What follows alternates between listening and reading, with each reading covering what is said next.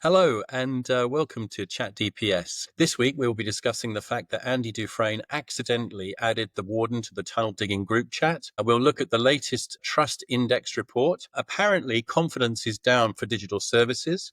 We look at the New South Wales Department of Justice hack, and we follow up on that 1,300 cabs whose security has apparently been breached. So kicking off, Robert, quite clearly the Andy Dufresne thing was a reference to a certain group chat last week, but I don't think we'll be covering that off today. The 2025 That's too Trust hot. Index, Lee said soonest mended, isn't it?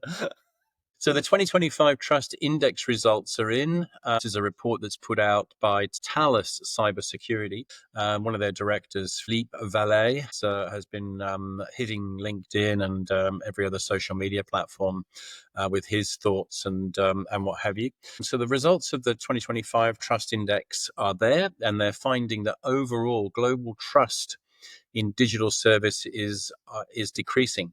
Or stagnant at best. So this is a report that went out and reached out to 14,000 consumers across 14 countries about their online relationship with brands and services. Now, then, some interesting stats here: 63% of consumers believe that too much onus is placed upon the consumer when it comes to data protection, and 64% that they had their confidence in a brand or a service that would significantly increase if it adopted and implemented emerging or advanced technologies such as passwordless authentication, biometrics, MFA, and responsible use of AI. I think responsible use of AI is the critical point on that one. So I guess straight from the horse's mouth, consumers are a bit sick of being made all their problem. Yeah, it's them that are inconvenienced. Sure, the fine goes to the custodian of the data, but the consumer is always the one who has to run around getting a new driver's license or spend hours on the phone to get to the bank to get a new card. In a word, powerless, I guess. What are you thinking here? I mean, is this justified, or is it something that that really that could do better report card? Really? I guess I would say not surprising. Yeah. Given just the trends over the last couple of years and the rise of applications, the power of applications, social media, the number of data breaches that we've been seeing over the years, I think people have probably been breached multiple times by now, and unfortunately, it's kind of become a way of life. And like you say, there is a certain powerlessness about it. I guess that some of the thoughts that come to mind. It will be interesting to see the data by country or by Yeah. region. So, for example, if you compared Europe under GDPR against, say, America and maybe even Australia, whether you'd see differences, because under GDPR, there's a lot more onus on organizations, companies to institute and implement a greater privacy practices and privacy practices. And that was something that, when looking at the Australian perspective, that we were hoping we were going to get to through the reforms to the Privacy Act. And we didn't quite get there. Maybe we will after the next election in about a month or so's time. But just sort of touching on that, really one of the main themes of the Privacy Act reforms was to put more power in the hands of individuals, give them more rights, the ability to bring actions against companies that breached the Privacy Act, and put more onus on the organizations themselves, whether it was in terms of protecting privacy, or you sort of touched on AI, being more responsible around things like AI and automated decision making. So there's that aspect of it. The other thing I'd probably say is it's always quite interesting when you hear these things, because people share information about themselves freely on a very regular basis through social media. So it's almost like it's okay to do that and give away your information quite freely for Yeah. whatever the incentive might be, whether you're sharing information or there might be some voucher that an app puts forward to you.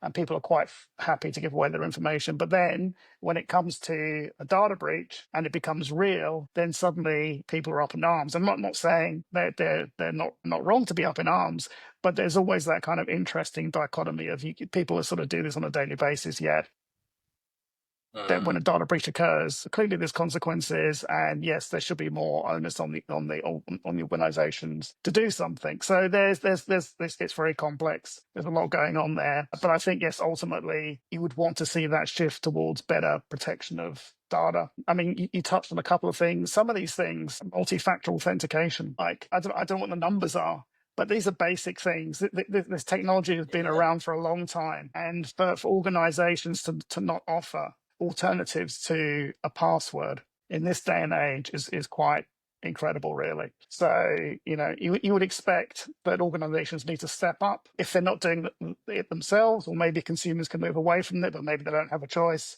And that's where regulation comes in to fill that gap. Yeah. So hopefully we'll see, particularly from an Australian perspective, in the next Parliament, maybe there'll be more towards shifting from Yeah. a regulation point of view. But until then, yeah, I mean, the consumer can look for alternatives. That might not be easy. You can demand of the organisations better protections, but unfortunately, the way it seems to be going is you do need the governments to step in. Yeah, I think that elastic standards are definitely in play here, which does play into the next couple of items that we'll be talking about, I guess. But so the New South Wales court website was involved in a major breach this week. This was reported on the ABC on their website. So, Department of Communities and Justice portal provides access to sensitive information about both civil and criminal cases across New South Wales. And the cybercrime detectives commenced an investigation under Strike Force Party and are working closely with that department in order to contain the breach after approximately 9,000 court files were caught up in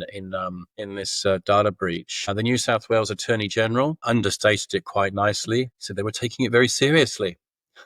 I As should hope opposed so. to legal experts have sort of said that they're kind of they're concerned about the impact on the breach, which could have already vulnerable victims waiting trial.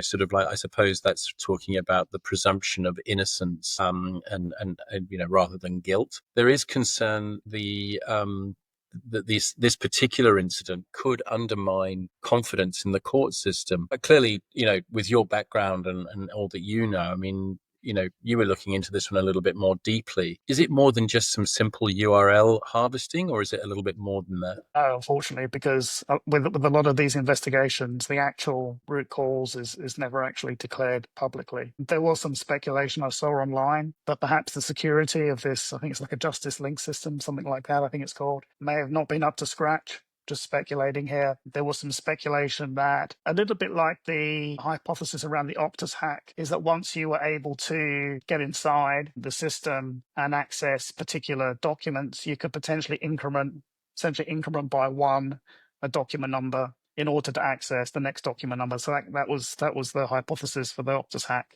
that it was quite simple in terms of the way records were ID'd. They just incremented by one as opposed to being randomized. Anyway, that's all kind of speculation, but it does kind of point to, was security pretty lax, and then it comes down to, was enough being done to protect that data itself, given the incredible sensitivity. I mean, to not understate things, and this is incredibly serious. I mean, people could die if certain information was leaked.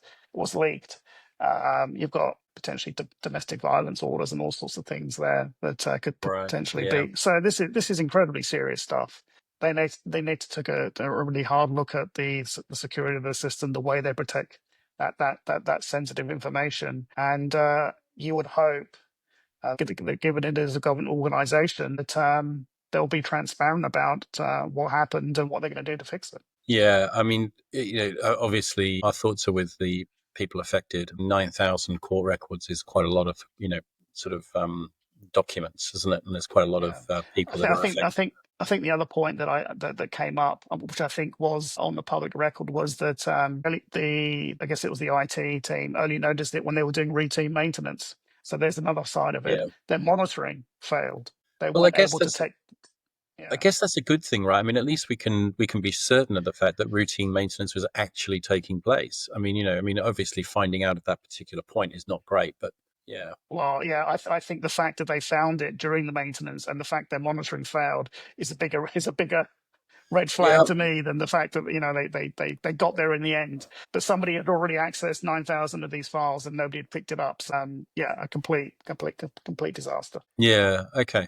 Well, moving into the 13 cabs breach, which was reported by 13cabs themselves. So a problem was realized on the 14th of March, and on the 28th of March, they put something up online to say, hey, they've got a bit of a problem. It was the usual kind of affair. It was the usual compromise through a sophisticated, unauthorized type of suspicious activity. Usernames, phone details, along with addresses, and whether or not the user has access to subsidies through a government, sort of like taxi scheme or whatever it is. So this is a sort of like an interesting one. So the thing that sort of struck me immediately was 14th of March, it was realized, 28th of March, it was actually put out on thing. That seems like an incredibly long time. I thought there had been some changes to the law just recently that said, hey, 72 hours is what's allowable. Is my understanding correct? No, that's for critical infrastructure, generally Right. speaking. And taxis don't come under the Security of Critical Infrastructure Act, so it does cover a lot of sectors. But in the Everything transportation, came under security of critical infrastructure. well, it does cover a lot. In the transport sector, it's ports, it's freight, it's public transport, it's aviation. But it's not. It's at the moment. Payments are in there, I It's know.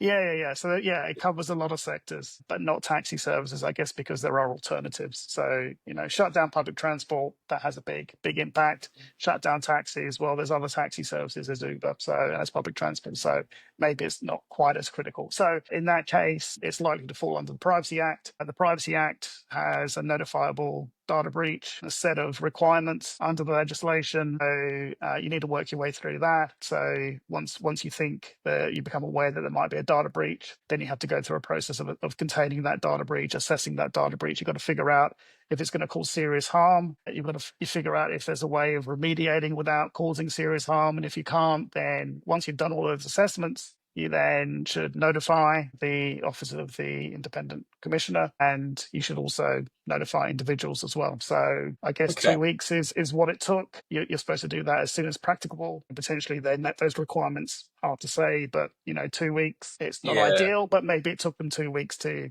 get the forensic team in and figure out exactly what had been breached and who's affected and those sorts of things. I guess from the question itself to your answer, I think what it does demonstrate is the fact that there must be an incredible amount of confusion in the marketplace about what the laws are and how who's affected by what and how and when, Yeah, and when to do it. So this whole mishmash of legal, they yeah, come under the Privacy Act, whereas somebody else that's might right. come under SOCI. There's different Yes. rules, and mandatory data breach reporting comes under different pieces at different times, Yeah, I that's right. guess. So yeah, it's a patchwork, and you may have to actually notify across multiple regulators depending on which industry you're Yeah. in. So So, yeah, so know who your regulators are, and and actually yeah, update your plan as accordingly. yes, So you've got their details on paper. Yeah. this should be in your incident management plan. Absolutely. Yeah. Okay. Okay. So, Robert, thank you ever so much. That was Chat DPS for this week. Look forward to catching up with you again soon. Thanks, Nick. We good, Charlie?